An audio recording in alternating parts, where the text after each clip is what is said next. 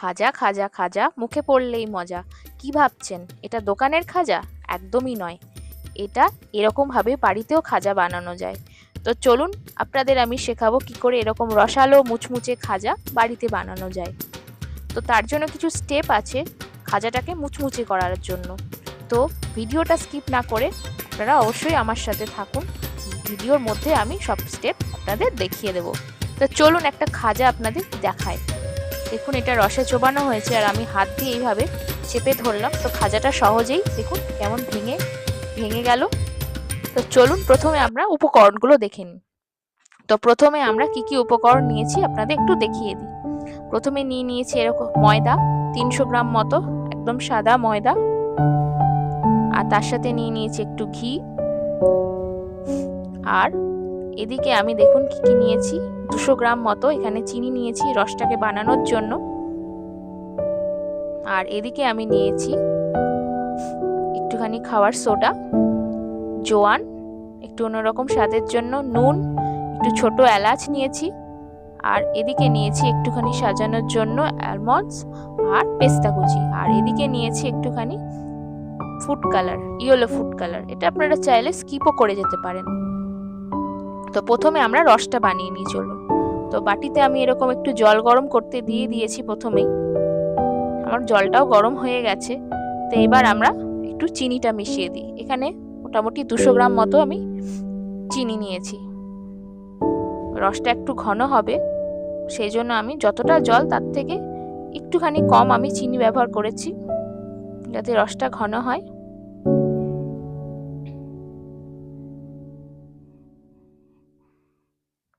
দেখুন আমি চিনিটা দিয়ে দিলাম। এবার আমি হাতা দিয়ে ভালো করে নাড়িয়ে নিচ্ছি। এখানে আপনারা ফ্লেমটাকে একটু হাই করে রেখে দেবেন, যাতে রসটা ভালো করে ফুটে ওঠে।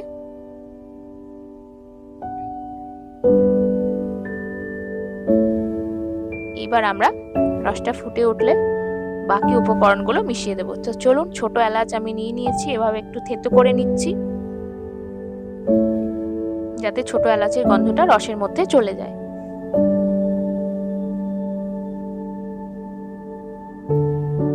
এবার আমি ছোট এলাচটা রসের মধ্যে দিয়ে দিচ্ছি।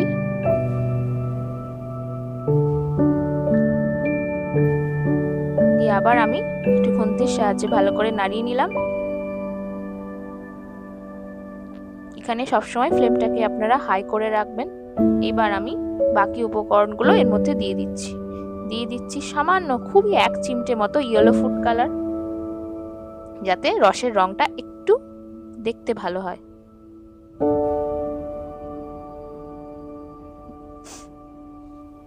তো এইভাবে আমরা রসটাকে ফুটতে দিই কিছুক্ষণের জন্য, যতক্ষণ না ঘন হয়ে আসছে। এবার আপনারা চলুন দেখিয়ে দিই ময়দাটা কিভাবে আমরা মাখবো। তো এখানে 300 গ্রাম ময়দা তো আছে, এখানে দিয়ে দিচ্ছি সামান্য নুন,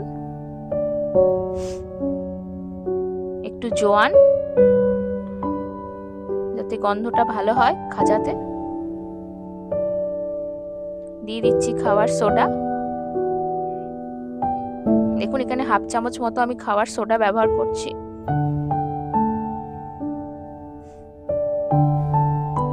এবার আমি একটুখানি ঘি দিয়ে দেবো।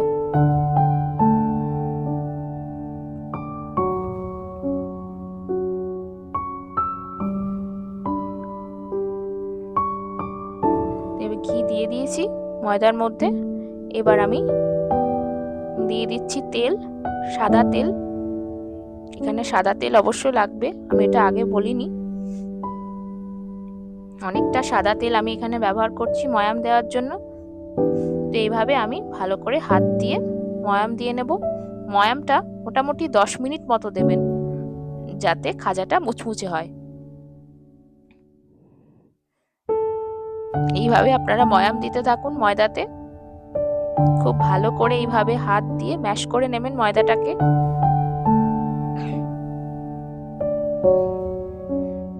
এইভাবে ভালো করে ম্যাশ করে নিন। দেখুন আমার ময়াম দেওয়া হয়ে গেছে। দেখুন ময়ামটা আমার দেওয়া হয়ে গেছে, আর ময়দাটা কেমন এরকম ছেড়ে ছেড়ে যাচ্ছে। তো সুতরাং ময়াম দেওয়া আমার কমপ্লিট হয়ে গেছে। তো এবার আমি জল দিয়ে ময়দাটাকে ভালো করে মেখে নেব। এই ময়দাটা ডোটা খুব বেশি শক্ত হবে না, আবার খুব বেশি নরমও হবে না, সেইভাবে আপনারা জল দিয়ে মেখে নেবেন। চলুন এভাবে আমরা ময়দাটাকে মেখে নিই। দেখুন ময়দা মাখা আমার হয়ে গেছে, আমার ডো তৈরি করা হয়ে গেছে। তো এবার এখান থেকে আমরা লেচি কেটে নেব।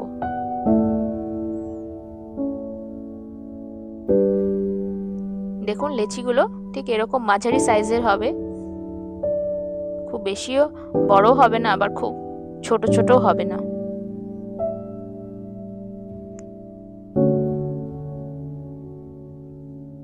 দেখুন আমার লেচি কাটা হয়ে গেছে।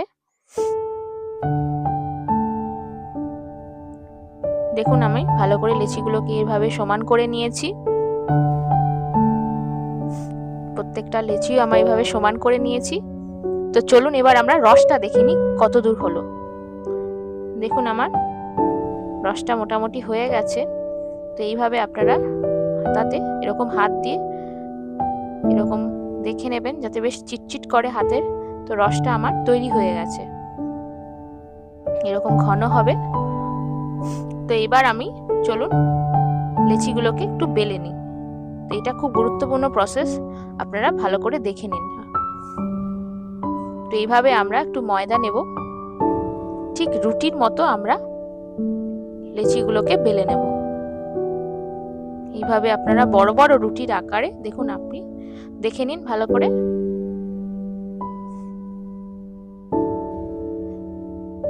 এটা খুবই সোজা খাজা বানানো। এইভাবে রুটির মতো বেশ বড় বড় রুটির আকারে আপনারা বেলে নেবেন আস্তে আস্তে, খুব বেশি চাপ দেবেন না ময়দাতে। প্রত্যেকটা যেন সাইডগুলো বেশ ভালো হয়, মোটা না থাকে। এইভাবে আপনারা চাপ দিয়ে রুটিটা ভালো করে বেলে নেবেন।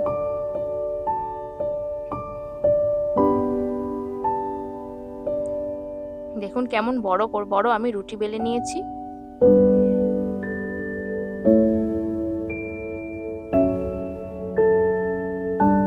ঠিক এরকম বড় হবে রুটিগুলো। এবার আমি একটা প্লেট নিয়ে নিয়েছি, তার উপরে আমি আরেকটু ময়দা মাখিয়ে নিলাম যাতে রুটিটা লেগে না যায়। প্লেটের উপর আমি রুটিটা রেখে দিলাম, উপর থেকে আবার একটু ময়দা মাখিয়ে রাখলাম। এইভাবে আমি প্রত্যেকটা রুটি বড় বড় করে বেলে নেব। এখানে আমি 8টা মতো লেচি নিয়ে নিছি যাতে খাজাটা ভালো হয় লেয়ারগুলো। এইভাবে আপনারা রুটি বেলতে থাকবেন বেশ বড় বড় করে, যেন প্রত্যেকটা সাইজ একই রকমের হয় রুটি।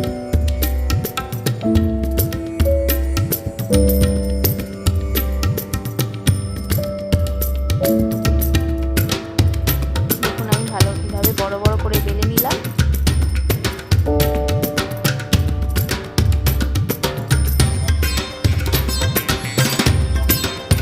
এবার প্রত্যেকটা দিক যাতে সমান হয় চাপ দিয়ে আপনারা বেলে নেবেন। এবার আমি এর উপর আবার চাপিয়ে দিলাম। এইভাবে আমি আবার ময়দা উপর থেকে মাখিয়ে দিচ্ছি। এইভাবে আমি প্রত্যেকটা রুটি বেলে নেব।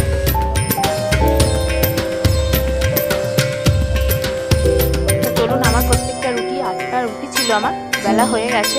এইবার আমি তাদের লেয়ারটা কি করে দিতে হয় চলুন দেখে নিই, যেটা আমি আগে বলেছিলাম সবচেয়ে গুরুত্বপূর্ণ প্রসেস। প্রথমে আমি ঘি দিয়ে দেবো ওপর থেকে রুটির ওপরে, একটা রুটির ওপরে হাত দিয়ে ভালো করে এইভাবে মাখিয়ে নেব। এইভাবে সাইডগুলোকে মাখিয়ে নেবেন ভালো করে। ওপর থেকে আবার একটু ময়দা দিয়ে দেবেন ছড়িয়ে। এইভাবে ময়দা দিয়ে দেবেন, দিয়ে আবার একটা রুটি ঠিক সমানভাবে দেখুন রেখে দেবেন। দিয়ে আবার একটুখানি ওপর থেকে ঘি ছড়িয়ে দেবেন, দিয়ে হাত দিয়ে ভালো করে রুটির গায়ে লাগিয়ে দেবেন। এইভাবে আপনারা রুটির গায়ে ঘিটাকে ভালো করে মাখিয়ে নেবেন।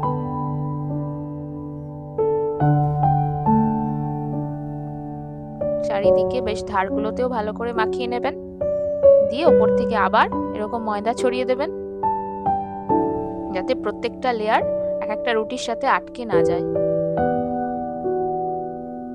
আর লেয়ারগুলো যাতে দেখতে সুন্দর হয়। আবার আমি একটা রুটি দিয়ে দিলাম। আবার আমি একটু ঘি দিয়ে দিচ্ছি ওপর থেকে।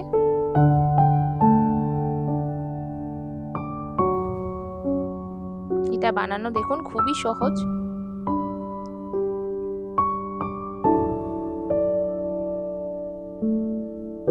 ভালো করে রুটির চারিদিকে আমি ঘি মাখিয়ে নিলাম, উপর থেকে ময়দা দিয়ে দিচ্ছি।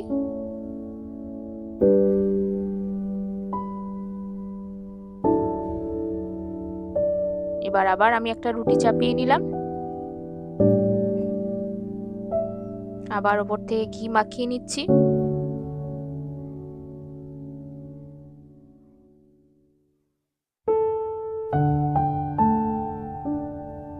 অনেকে ঘি পছন্দ করেন না, আপনারা চাইলে সাদা তেলও এখানে ব্যবহার করতে পারেন ঘিয়ের জায়গায়। আবার আমি ওপর থেকে একটু ময়দা দিয়ে দিলাম, আবার একটা রুটি চাপিয়ে দিলাম,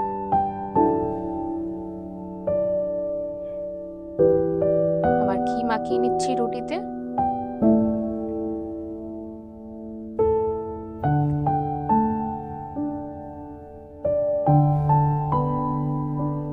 দিয়ে দিচ্ছি ওপর থেকে আবার একটু ময়দা।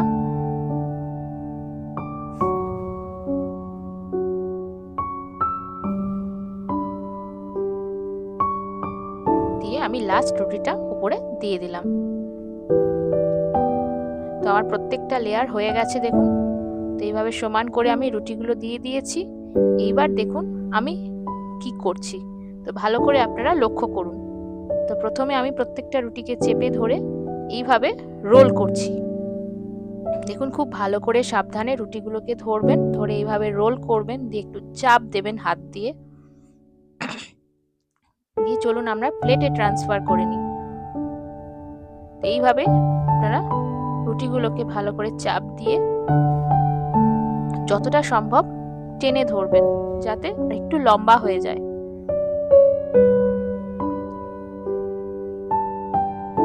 দেখুন এইভাবে টেনে ধরবেন। দেখুন রুটিগুলো আমার বেশ লম্বা করে নিয়েছি। এইবার চাকু দিয়ে ধারগুলোকে কেটে দেবেন।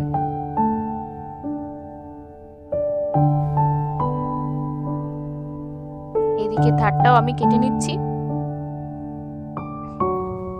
তো কাটা হয়ে গেছে, দুদিক সমান হয়ে গেছে। এইবার এইরকম পাতলা পাতলা পিস করে চাকু দিয়ে কেটে নেবেন।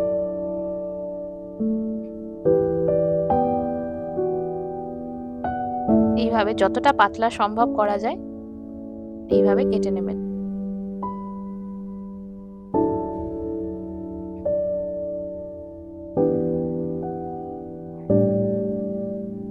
তো আমি এইভাবে কেটে নিয়েছি, আপনাদের একটা তুলে দেখাচ্ছি ভেতরটা কেমন হয়েছে। চলুন দেখিয়ে দিচ্ছি। দেখুন ভেতরটা কেমন হয়েছে দেখতে, বেশ লেয়ারগুলো দেখা যাচ্ছে। তো এইভাবে আমরা প্রত্যেকটা লেচিকে আবার তুলে নিচ্ছি। তো আমার প্লেটে আমি সাজিয়ে নিয়েছি। তা চলুন এবার পরের প্রসেসটা দেখে নিই। তো আমি আবার এটাকে চাকি বেলুনের উপর রেখেছি, রেখে আবার এটা হালকা হাতে জাস্ট এরকম ভাবে প্রেস করবেন। এরকম লম্বা করে হালকা হাতে বেলে নেবেন। তো এইভাবে আপনারা প্রত্যেকটা লেচি বেলে নেবেন। তো দেখুন আমি প্লেটে এরকম প্রত্যেকটা লেচি এরকম লম্বা লম্বা করে বেলে সাজিয়ে নিয়েছি। তো চলুন এবার কড়াইতে আমি সাদা তেল আগেই গরম করতে দিয়ে দিয়েছি। তো এগুলোকে আমরা ভেজে নিই। তো কড়াইতে আমি সাদা তেল আগে গরম করতে দিয়ে দিয়েছি, তেলও আমার গরম হয়ে গেছে। এবার আমি খাজাগুলোকে তেলের মধ্যে দিয়ে দিচ্ছি। এখানে সবসময় লো ফ্লেমে রেখে এটাকে ভাজার চেষ্টা করবেন, যাতে খাজাগুলো মুচমুচে হয়।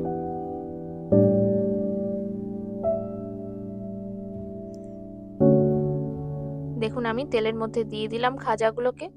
এবার হালকা হাতে এগুলোকে নাড়তে থাকবেন, যাতে ভেঙে না যায়। দেখুন আমার লেয়ারটা কি সুন্দর দেখা যাচ্ছে, আর খাজাগুলো ফুলে ফুলে উঠেছে। তো এইভাবে প্রসেস ফলো করলে আপনাদের খাজা অবশ্যই মুচমুচে হবে। এইভাবে লো ফ্লেমে রেখে খাজাগুলোকে আমি ভেজে নিচ্ছি।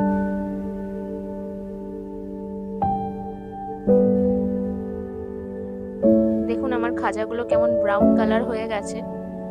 তো খুব বেশি লাল করবেন না, তো এইরকম ব্রাউন করে, হালকা হালকা ব্রাউন করে খাজাগুলোকে তুলে নেবেন।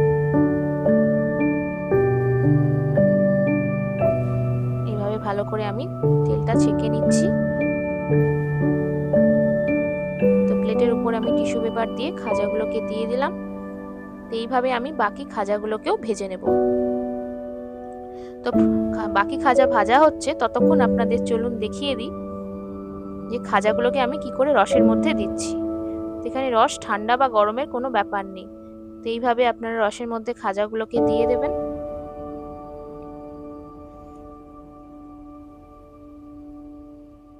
দিয়ে এরকম হাতা দিয়ে ভালো করে এপিট ওপিট করে নাড়িয়ে দেবেন।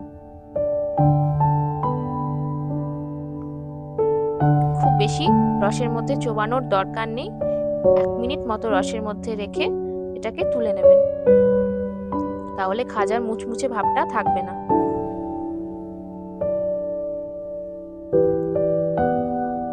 দেখুন আমি ভালো করে এপিট ওপিট করে নিচ্ছি যাতে রসগুলো খাজার মধ্যে ভালো করে ঢোকে। এবার আমি আবার প্লেটের মধ্যে তুলে নিলাম।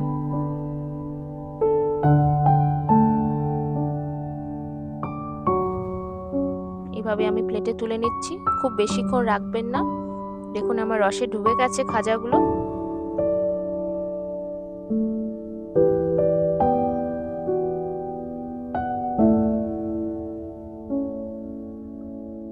এইভাবে আমি বাকি খাজাগুলোকেও একই প্রসেসে রসে ডুবিয়ে নেব।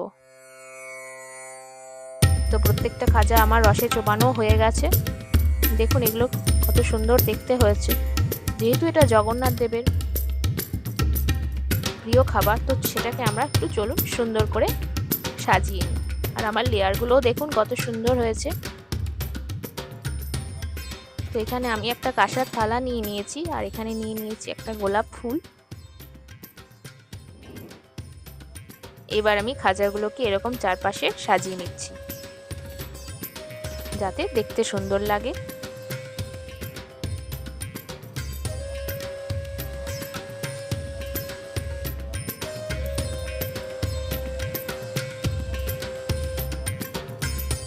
তো আপনারা দেখতেই পেলেন খুব প্রসেসগুলো, খাজা বানানোর প্রসেসটা খুব বেশি কঠিন নয়, খুবই সোজা। তো এইভাবে বানালে আপনাদের খাজাটা এরকম মুচমুচে রসালো হবে।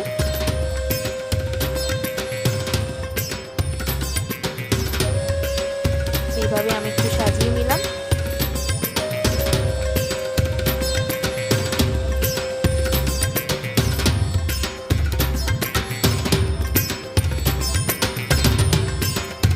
তো এবার আমি ওপর থেকে দিয়ে দিচ্ছি আমন্ডস কুচি আর পেস্তা কুচি, যাতে একটু দেখতে সুন্দর লাগে।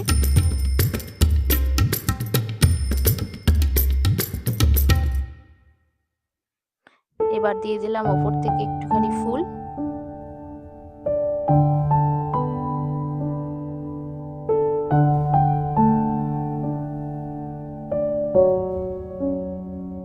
তো আমার সাজানো তো কমপ্লিট হয়ে গেছে।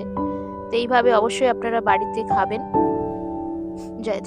অবশ্যই আমাকে কমেন্ট করে জানাবেন যে এই খাজা এরকম রসালো এবং মুচমুচে হয়েছে কিনা।